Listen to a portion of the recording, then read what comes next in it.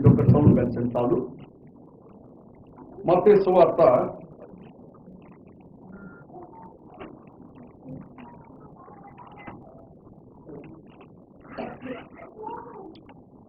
2వ అధ్యాయము. మత్తయి సువార్త 2వ అధ్యాయము మొదటి నుండి కొన్ని వచనాలు మనం చదువుకున్నాం. దయచేసి జాగ్రత్తగా ఆలోచిస్తాం. రాజైన హేరోదు దినములందు యూదయ దేశపు బెత్లెహేములో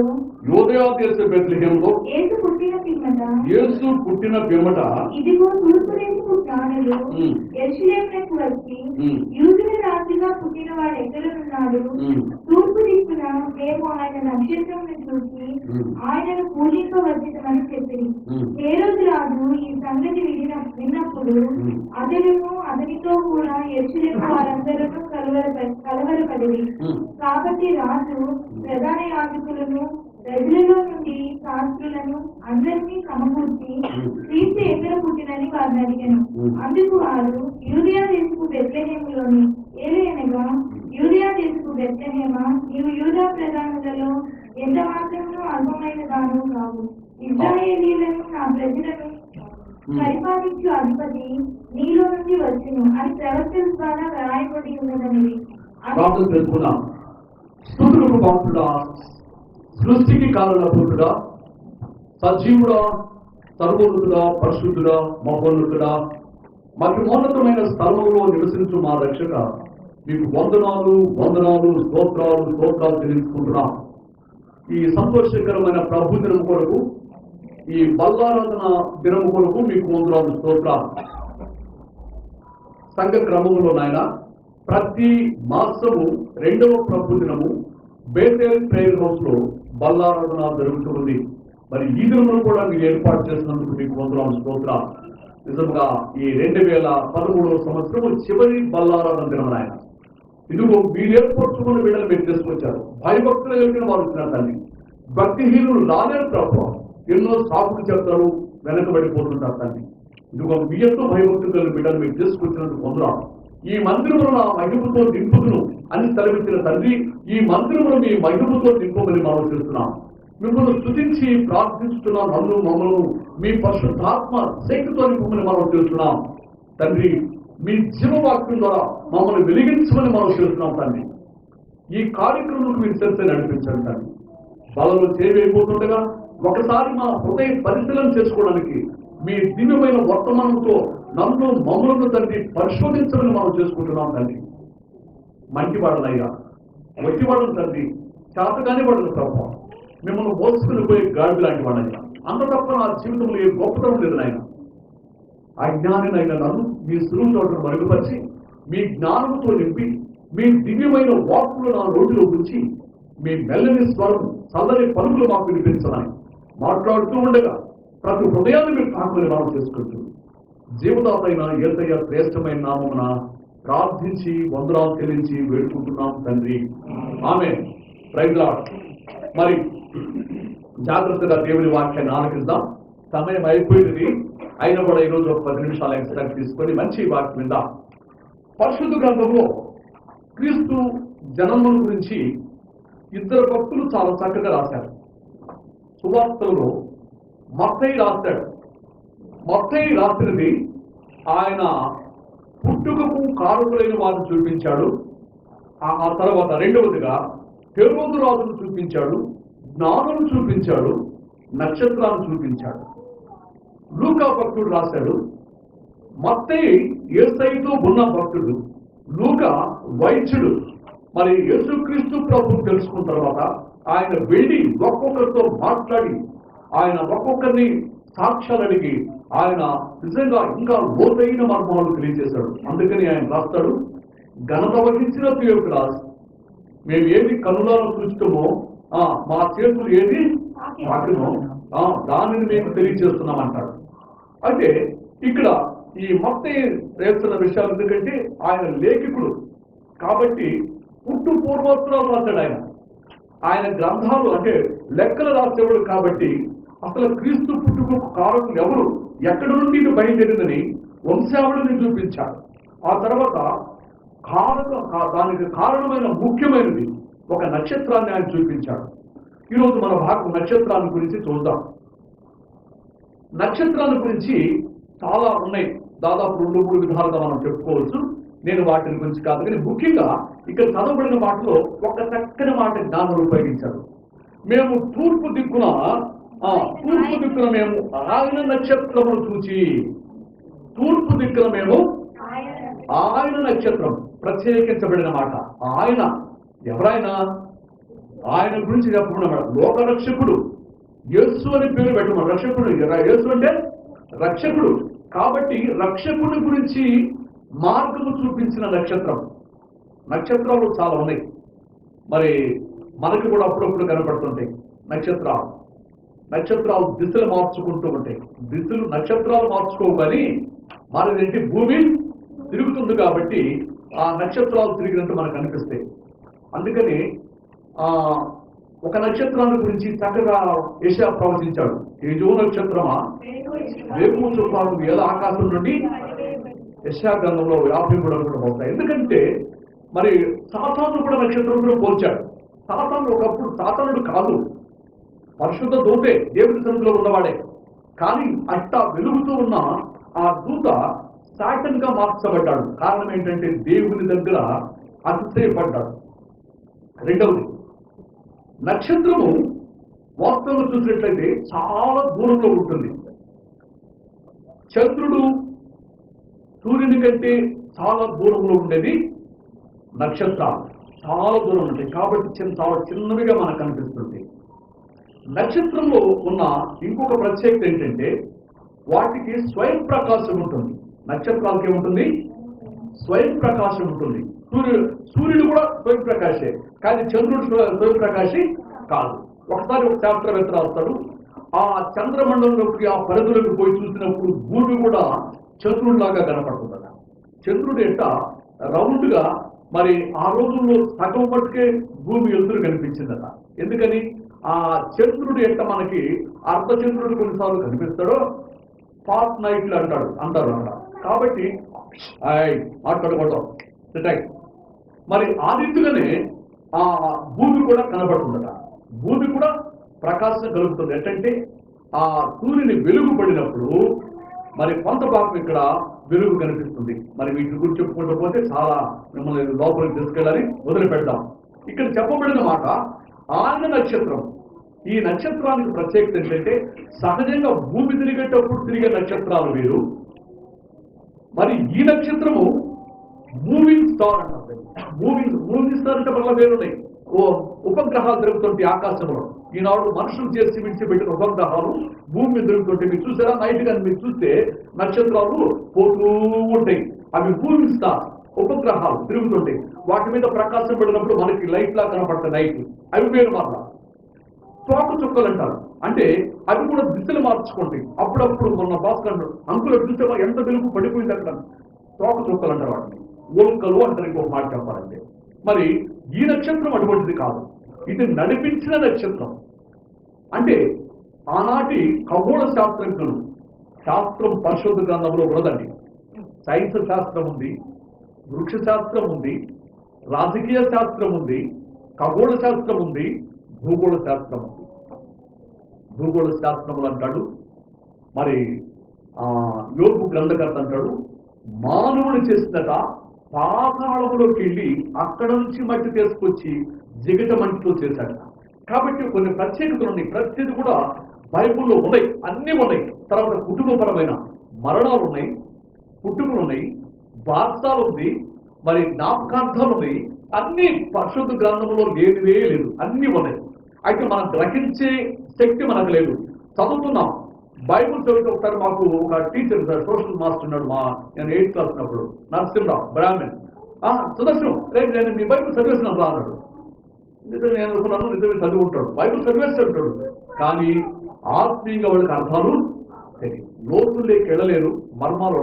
ఎందుకంటే మరి ఒకడు వెలుగు ఒకడు చూపించుకుంటే బుద్ధివాడికి ప్రభావం తెలియదు. ప్రభుత్వ స్తోత్రంలో ఈ నక్షత్రం గారు మనం చూస్తే కొన్ని పాఠాలు నేర్చుకోవచ్చు.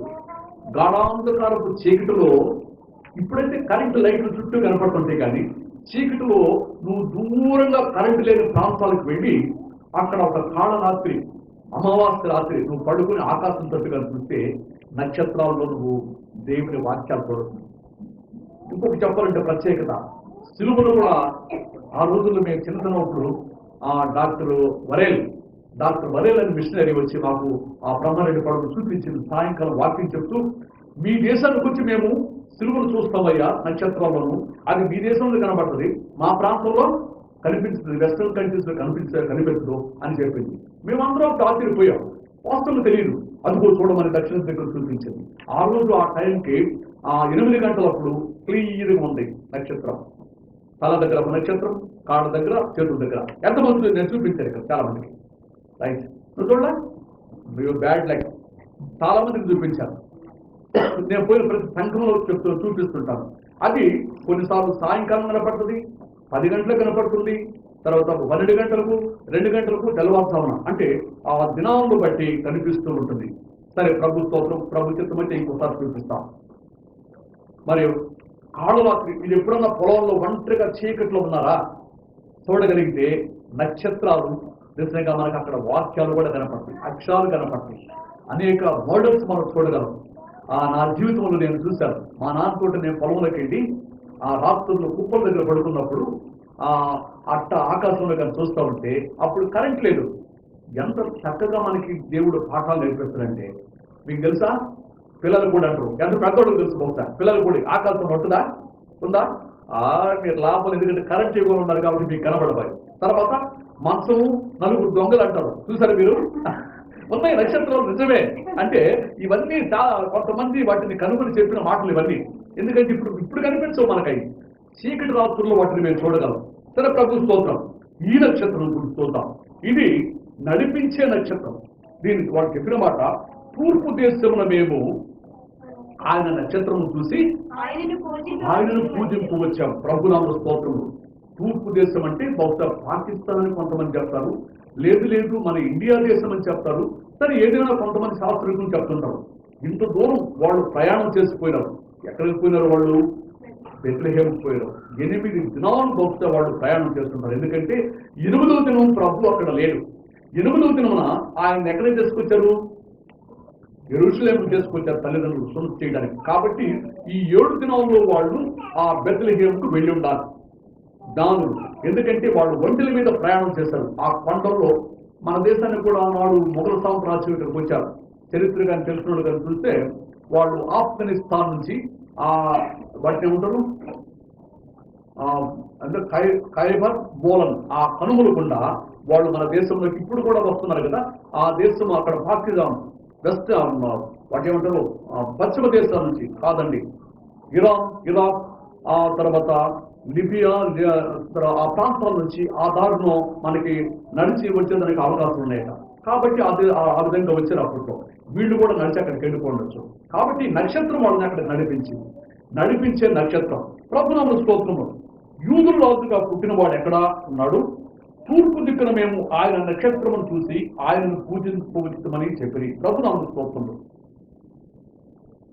ఈ మాటను మనం జ్ఞాపకం చేసుకుంటే, ఆయన నక్షత్రం, లోక సంబంధమైన నక్షత్రాలు, సృష్టిలో ప్రభు నోటి మాట వల్ల కలిగిన నక్షత్రాలు ఉన్నాయి. ఇది ఆయన పుట్టినప్పుడు కలిగిన నక్షత్రం, ప్రకాశమానమైన నక్షత్రం, ప్రపంచంలో ఎక్కడ ఎవరూ చూడనటువంటి నక్షత్రం. ఈ ప్రత్యేకమైన నక్షత్రాన్ని జ్ఞానం చూసి అక్కడి నుంచి వాళ్ళు ప్రభు లోకంలో ఒక గొప్ప వ్యక్తి జన్మించాడు, ఆయన చూడాలి, ఆయన్ని పూజించాలని ఆసక్తితో వచ్చిన వాడు ఉన్నారు. ప్రక్కన ఉన్న యెరూషలేముకు దగ్గరలో ఉన్న, బెత్లెహేముకు దగ్గరలో ఉన్న ఆ మంద కాపరులు ఆ రాత్రి మందులను విడిచిపెట్టి ప్రభువు చూడడానికి వచ్చినారు. వాళ్ళు ఆసక్తి పడలే. తూర్పు దేశం నుంచి కొన్ని రాత్రులు పగులు ప్రయాణం చేసి, బహుశా వాళ్ళు పగలు ప్రయాణం చేస్తుంటారు అనుకుంటారు జ్ఞానులు. ఎందుకని చెప్పండి? నక్షత్రం వాళ్ళకి మార్గము పగలు చూపించడానికి వీలు కాదు.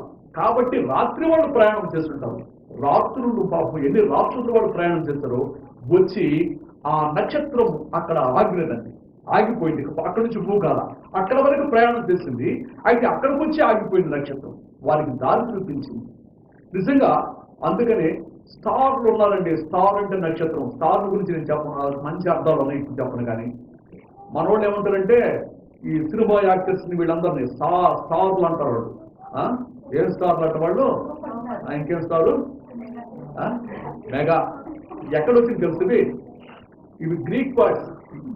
సూపర్ అనేది కానీ మెగా అనేది కానీ ఆల్ఫా ఓమేగా అనేది గ్రీక్ వర్డ్స్. అందుకని మనం ఎట్ట అనేది మొదలై క్షా వరకు మనం పలుకుతామో ఆ క్షా అనే మాట అదే ఒమేగా అంటారు దాంట్లో. కాబట్టి మెగా, దాన్ని మెగాస్టార్ అంటారు. ఓ తీసేస్తారు అక్కడ, మెగాస్టార్ అంటారు.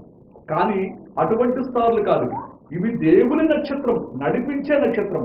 నిజంగా యేసయ్య ఆయన మన కొరకు ఈ లోకానికి మానవుడిగా వచ్చాడు. దీన్ని ఎవరు కాదనడానికి వీల్లేదు.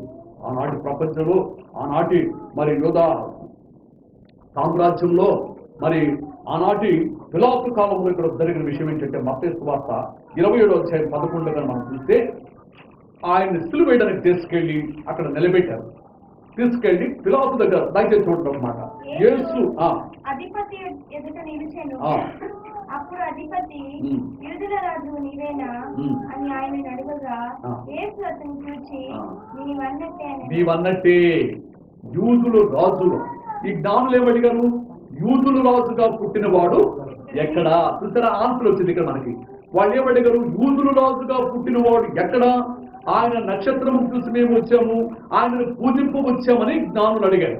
ఇక్కడ యేసుక్రీస్తు ప్రభు తాను స్వయంగా చెప్పిన మాట.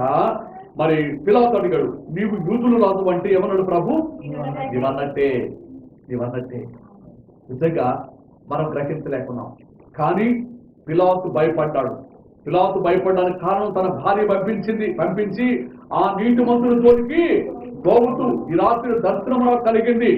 ఆయన నీటి మంతుడు, ఆయన లోకరక్షకుడు, ఆయన జోలికి పోగుతున్నప్పుడు పిలాతు భయపడి తన చేతులు కడుక్కున్నాడు. ఈ భారం లేక ఈ శాపం మీ మీద, మీ బిడ్డల మీద. ఆయన ఏ దోషం లేదని చెప్పినారు ప్రభునామ స్తోత్రములు. కాబట్టి ఆయన యూదులు రాజుగా పుట్టినాడు. కాబట్టి ఆయన నక్షత్రాన్ని చూడడానికి, మరి ఆయన నక్షత్రాన్ని చూసి బయలుదేరిన జ్ఞానులు బెత్లెహేముకు వచ్చి ఆయన మరి నక్షత్రం ఆగిన చోట లోపలికి వెళ్ళి ప్రభువును చూసి సంతోషించారు. ప్రభునామ స్తోత్రములు. ఈ ప్రవచనాన్ని గురించి, ఆయన నక్షత్రాన్ని గురించి, ఆయన గురించి చక్కగా సమూయేలు గ్రంథంలో ఇక్కడ సమూయేలు భక్తుడు కూడా తెలియజేస్తున్నాడు. 2వ గ్రంథము 7:12 నీ దినములు సంపూర్ణమగినప్పుడు నీవు నీ పితరులతో కూడా ధరించిన తర్వాత నీ గర్భములో నుండి వచ్చిన నీ సంతతిని హెచ్చించి రాజ్యము అతనికి స్థిరపరచెదను, అతడు నా నామ ఘనత కొరకు ఒక మందిరమును కట్టించును అని సొలొమోను గురించి. అయితే ఇక్కడ 2వ భాగము, అతని రాజ్య సింహాసనము నేను నిత్యముగా స్థిరపరచును, నేను అతనికి తోడయుందును, అతడు నాకు కుమారుడై ఉండెను. ఈ 2వ భాగంలో ప్రవచనం చూసినట్లయితే యేసుక్రీస్తు ప్రభువు వారు మన కొరకు ఆయన ఈ లోకంలోకి వచ్చినాడు. ఆయన దేవునికి ప్రియకుమారుడై ఉన్నాడని ఇక్కడ మరి దావీదు మహారాజుని గురించి ఈ ప్రవచనం చెప్తూ సమూయేలు గ్రంథకర్త ఈ మాట మనకు తెలియజేశాడు. నేను అతనికి తోడైంది. ప్రభునామ స్తోత్రంలో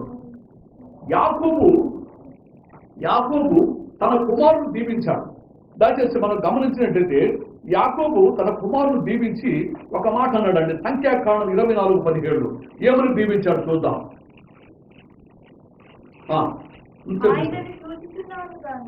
ఆలకించండి. ఆయనను చూస్తున్నాను కానీ ప్రస్తుతం ఉన్నట్టు కాదు. గమనించండి, ఈ మాట యాకోబు ముందుగానే తెలియజేశాడు. అంటే యేసుక్రీస్తు ప్రభుని యాకోబు భక్తుడు చూశాడండి. మొట్టమొదట ఎక్కడ చూశాడు యాకోబు? లూజ్ అనే ప్రాంతంలో ఆయన తండ్రిని మోసగించి, అన్నను మోసగించి పారిపోయేటప్పుడు లూజ్ అనే ప్రాంతం, దానికి మరొక పేరు పెట్టారు. మన చర్చి పేరు ఏంటి? బేతేల్ అనే ప్రాంతంలో ఆయన ప్రభువును చూడగలిగాడు. ఎట్లా చూశాడు? ఆకాశంలో నిచ్చెన వేయబడింది. ఆ నిచ్చెన మీద దేవదూతుడు ఎక్కుతూ దిగుతూ ఉండగా మరి యాకోబు నిద్రలో ఉన్నాడు. ఆయన దర్శనం చూస్తున్నాడు. ఆ దవ పైన నిచ్చెన చివరి భాగంలో ఆ సింహాసనం మీద ఆసీనుడైన యేసయ్యను ఆయన చూశాడు. అందుకని ఇక్కడ అంటున్నాడు ఆ ప్రవచనంలో, నేను ఆయన చూస్తున్నాను కానీ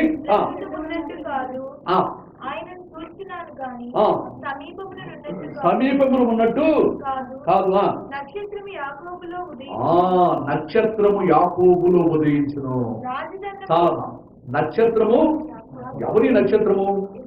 యేసుక్రీస్తు ప్రభుని గురించి చెప్పండి మాట. అందుకే ఆ జ్ఞానులు ఉపయోగించిన మాట ఆయన నక్షత్రము. అందుకే వారు ఎంత చక్కగా మాట చెప్పారంటే, మేము ఆయన నక్షత్రము చూసి ఆయన పూజింపవచ్చితమని. యూదుడు రాజుగా పుట్టిన వాడు ఎక్కడని వచ్చారు. జ్ఞానులు రెండో విషయం ఎందుకు వచ్చారంటే, యూదులు రాజు అన్నప్పుడు యూదులకు రాజు హేరోదు. గమనించండి, యూదుల్లో తెగలున్నారు. మొట్టమొదటిగా హెస్తనీయులు, మొదటిగా శాస్త్రులు, పరిసయ్యులు, హెస్తనీయులు, జెలోతీయులు, హెరోదీయులు. అయితే శాస్త్రులు, పరిసయ్యులు మేము ప్రత్యేకించబడిన వారు. హెరోదీయులు రాజవంశుడు, యూదులను చూసిన వాడే హెరోదు. కాబట్టి ఆ యూదా సామ్రాజ్యంలోనే యూదుల కుటుంబంలోనే ఆయన జన్మించాలని వెతుక్కుంటూ వచ్చారు. కాబట్టి అందుకని హేరోదు అడుగుతున్నాడు, యూదుల రాజుగా పుట్టినవాడు ఎక్కడ? మేము ఆయన నక్షత్రం చూసి. కాబట్టి యాకోబులో నక్షత్రం ఉదయించాం. ప్రభునామ స్తోత్రంలో.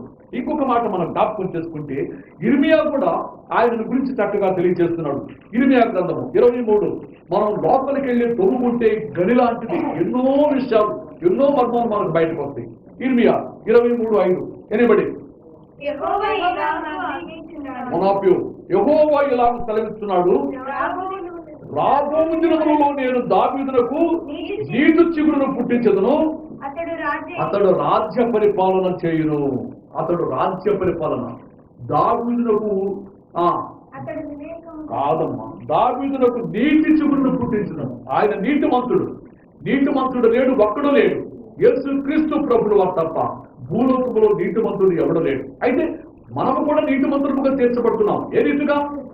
మనము యేసు ప్రభు రక్షకుడిని మన నోటితో ఒప్పుకొని మా పాపమును విడిచిపెట్టి ఆయన మరి బలలో చేవేసినప్పుడు, మన పాపము కూడా ఒప్పుకొని బాప్తిసం పొందినప్పుడు, అప్పుడు మనం నీతిమంతులుగా తీర్చబడతామని రోమాపత్రికలో భక్తుడైన పౌలు మరి తెలియజేస్తున్నాడు. ప్రభునామ స్తోత్రములు. కాబట్టి నీతి చిగురుగా ఆయన జన్మించాడు. చిగురు ఎట్లాంటి తెలుసా? ఆయన గురించి మరి సొలొమోను ముందు యెషయా చెప్పాడు, ఆయన లేత మొక్కవలే ఆయన ఎదుట పెరుగును అన్నాడు. ఆ యెషయా గ్రంథంలో లేత మొక్కవలే ఎట్లుంటుందంటే, అప్పుడే వర్షం వచ్చిన తర్వాత మీరు కానీ చూస్తే జూన్ మాసంలో తొలకరింపులు పడినప్పుడు అప్పుడు నేల ఎండిపోయి పగిలిపోతుంది. పొలాలు చూస్తారు మీరు. చూడండి ఇక్కడ ఏంటి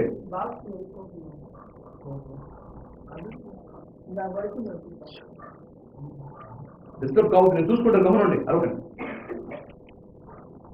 మరి ఇక్కడ చూడబడిన మాట మనం చూసినట్టయితే, లేత మొక్కవలే. మీరు ఎండిన పొలాలు కానీ మీరు చూస్తే నేల బద్దలుగా పగిలిపోతుంది పొలాలు ఎండల కాలం. అయితే ఈ జూన్ మాసంలో తొలగింపబడినప్పుడు అక్కడ నుంచి లేత మొక్కలు బయటకు వస్తాయి. ఎంత నవనవలాంటే లేత చిగురు లాంటివి. అంతేకాదు, మూడు బారిన చెట్లు కూడా ఈ వర్షం పడినప్పుడు ఆ నీటి వాసనకి చిగుర్లు బయటకు వస్తాయి, లేత చిగుర్లు వస్తాయి. ఎంత బాగుంటాయి అంటే చూడడానికి.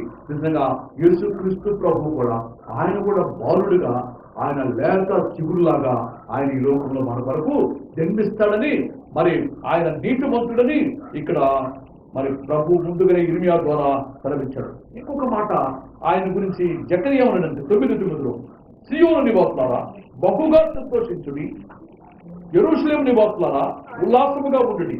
ఈ రాజు నీతిపరుడును రక్షణ గలవాడును జీరుడునై గాడిద పిల్లలకి నీ యొద్దకు వస్తున్నాడు. ప్రభునామ స్తోత్రములు. మరి ఆయన మన మధ్యకి నీతిపరుడై వస్తున్నాడు. ఆయన రారాజుగా ఈ లోకములకు వచ్చి ఆయన జన్మించి ఆయన నక్షత్రములే ప్రకాశిస్తూ అనేక మందికి ఆయన వెలుగు చూపిస్తూ దారి చూపిస్తూ మొట్టమొదటిగా జ్ఞానులకు చూపించాడు. ఆ తర్వాత దేవదూతులు వెలుగులో వాళ్ళు ప్రయాణం చేసి మంద కాపులు తెలియజేశారు. మొట్టమొదటిగా ప్రభు వాడుకున్నది ఎవరినంటే రెండు రకాల మనుషులు వాడుకున్నాడండి. ఈరోజు కూడా మన అందరినీ ప్రభు వాడుకోవడానికి ఇష్టపడుతున్నాడు. గమనించండి.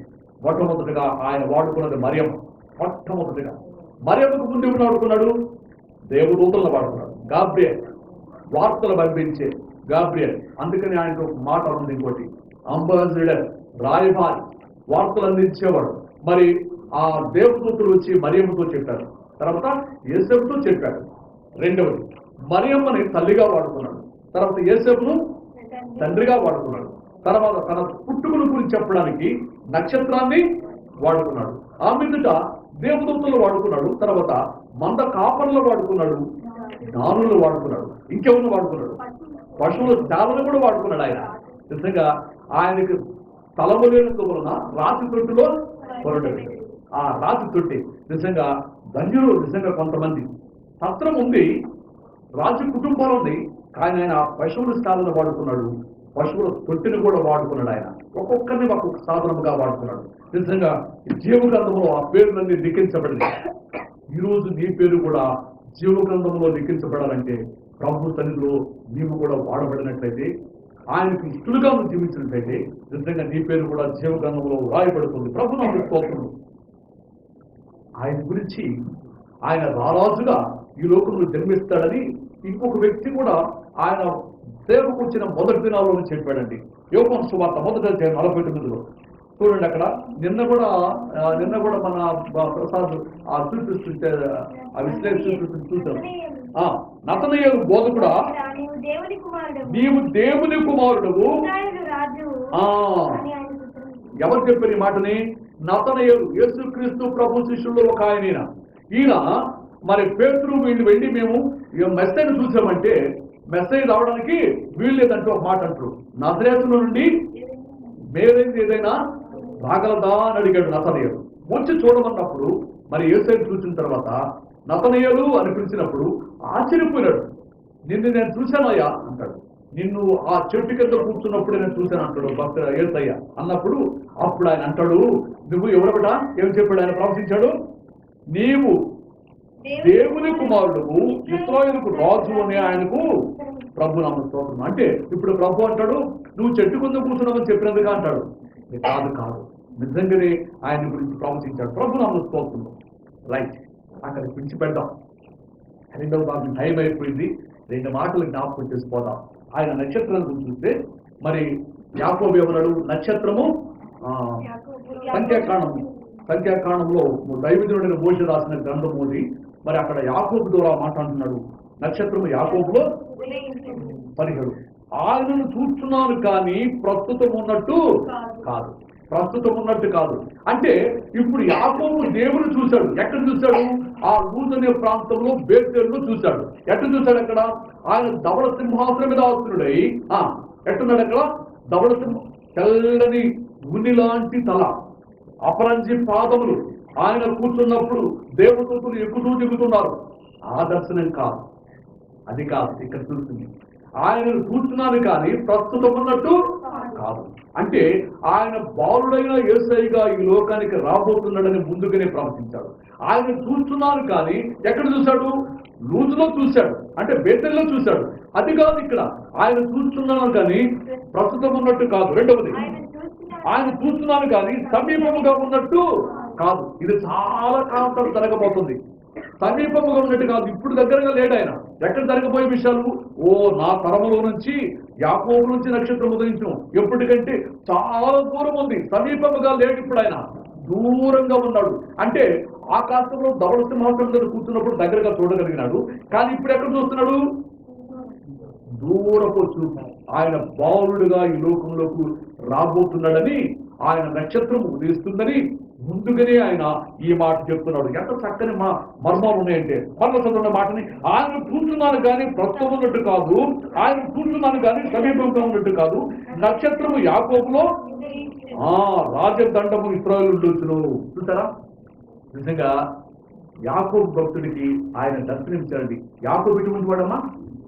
మోసగాడు. యాకోబు అంటే అర్థం ఏంటి? నేను కూడా మోసపడ్డాను.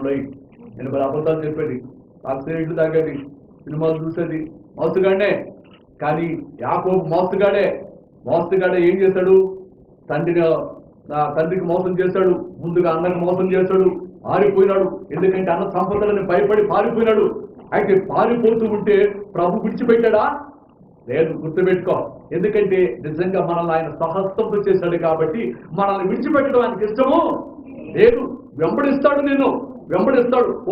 రూపు వదిలి పెడతాడు. ఎక్కడి దాకా పోతాము. పో నేను ఇప్పుడే పిలవను.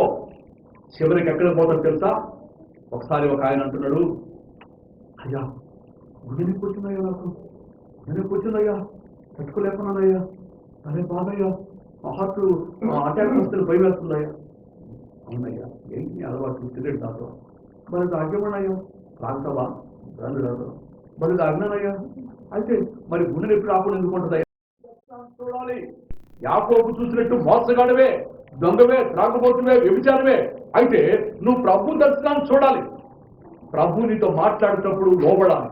యాకోబు లోబడ్డాడు. ఏమన్నా తెలుసా, అయ్యా నేను నిజంగా దేవుడు చూసి తెలుసుకున్నాను, అయితే నేను వెళ్లే దాంట్లో ప్రభువా నాకు తినటకు ఆహారము, ధరించుకు వస్త్రం ఇస్తే తిరిగి వచ్చినప్పుడు నేను ఇదేముందన్నాడు, ఇక్కడ దేవుని మందిరం ఏర్పడుతున్నాడు అంటాడు. ఆ తిరిగి వచ్చాడు. ఎక్కడికి పోయాడు ఇప్పుడు తిరిగి? మనం కూడా అంతే, బాగున్నట్టున్నా అయ్యో ప్రార్థన చెయ్య, ప్రార్థన చెయ్య అని వస్తాం. ప్రార్థన చేసినప్పుడు ప్రభు బాగా చేస్తాడు. మరలా తిరిగి లోకంలోకి వెళ్ళిపోతాం, ఒక్క తన వాంతికి తిరిగి వెళ్ళిపోతుంటాం. యాకోబు కూడా మళ్ళీ వెళ్ళిపోయాడా? ఎక్కడ పోయాడు? తిరిగి మరలా వచ్చేటప్పుడు ఇద్దరు భార్యలు పోయేటప్పుడు ఒక్కడే పోయాడు. చేతి కర్రతో యోధాన్ని దాటిపోయాడు. వచ్చేటప్పుడు దేవుడు ఎందుకు దీవించాడంటే అప్పటికి ఎక్కడ ఇద్దరు భార్యలు ఇచ్చాడు, 12 మంది కుమారులు ఇచ్చాడు, 2 గుంపుల మందలను ఇచ్చాడు, బహుగా దీవించాడు. సరే మామను మోసగించి తిరిగి వస్తున్నాడు. అక్కడి నుంచి మామ 10 సార్లు మోసగించాడు, ఇప్పుడు మామను వల్ల మోసగించాడు. అక్కడ చెప్పకుండా తిరిగి ప్రయాణం చంపడానికి బయలుదేరిచ్చినాడు.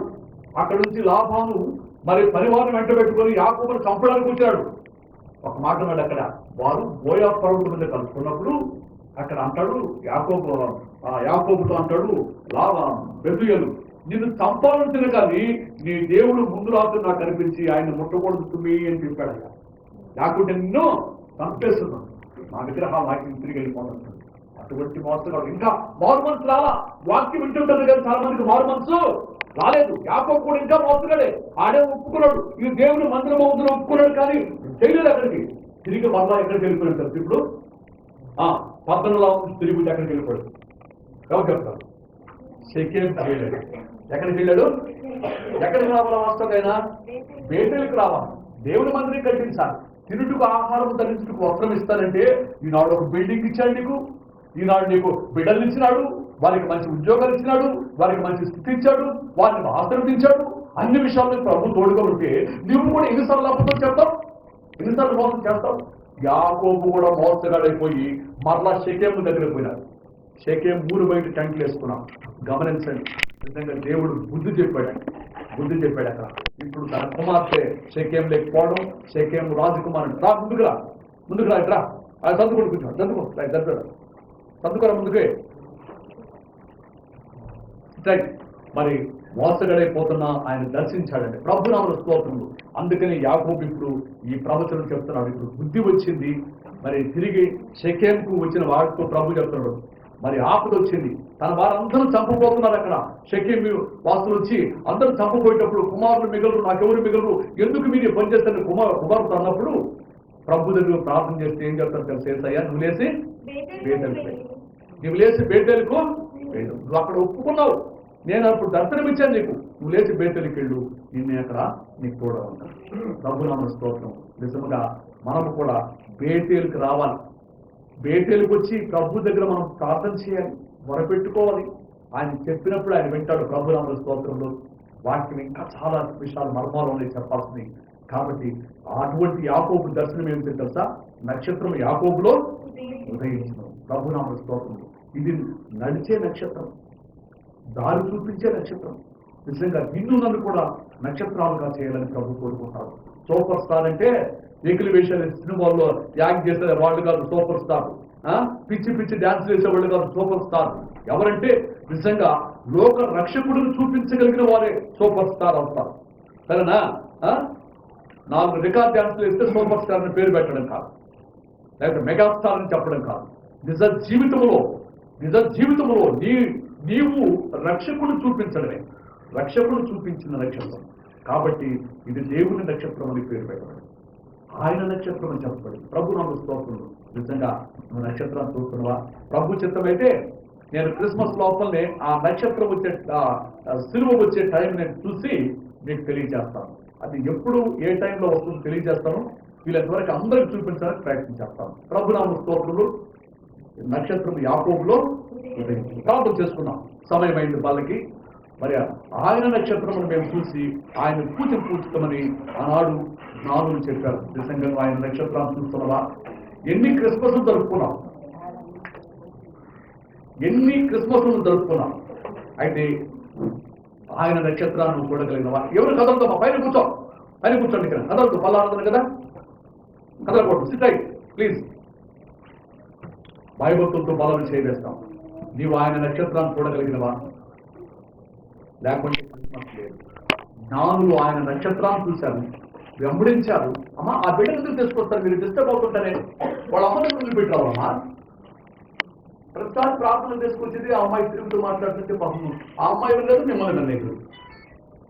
ప్రభునామ స్తోత్రము. ప్రార్థన చేద్దాం ఎవరైనా. అవునయ్యా, ఆ జ్ఞానులు మీ నక్షత్రాన్ని చూసి వారు వెతుక్కుంటూ వచ్చారయ్యా. అయ్యా నేను నిజంగా నేను వెతుకుతున్నానా?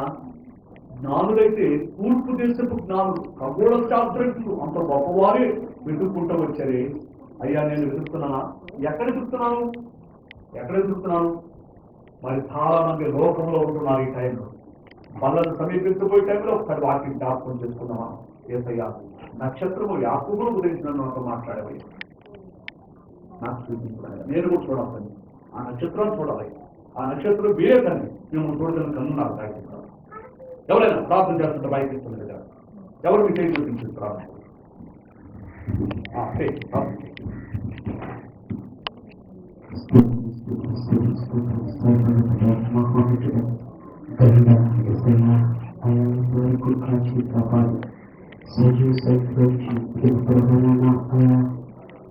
ఉచితమైన కృపలో మమ్మల్ని జ్ఞాపకం చేసుకొని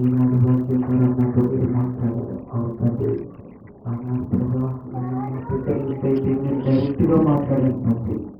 ఈ మాత్రమే మీ దాసు పెట్టుకొని కదా మాతో మాట్లాడారు. అవునంటే నక్షత్రం అయినా ఆకాశంలో ప్రవహించుకుంటే ఆ నక్షత్రమైన కనపరిచిందండి. ఎన్ని రీతిగా ఉన్నాయి నా జీవితం ఏ రీతిగా ఉంది. అలా ఈ లోకంలో జీవించేటువంటి ఆరాధించలో ఆటలాడేటువంటి స్టార్స్ చూసి వాళ్ళే నక్షత్రాలు లేదా వాళ్ళు స్టార్స్ వాళ్ళ వైపు పరిగెత్తున్నానా, వాళ్ళని చూడడానికి ఇష్టపడుతున్నానా, లేదా అయినా ఈ యొక్క వాక్యాన్ని చూసుకొని నాలో నేను ప్రభావం హత్తుకుని జీవించబెట్టేదా, ఈ నాలుగుని జీవించబెట్టేదా, ఆయన ఒక మంచి గొప్ప రక్షకుడిని నేను కలిగి ఉన్నానని ప్రభా ఏం చూసేబెట్టేదా నేను ఉన్నానా?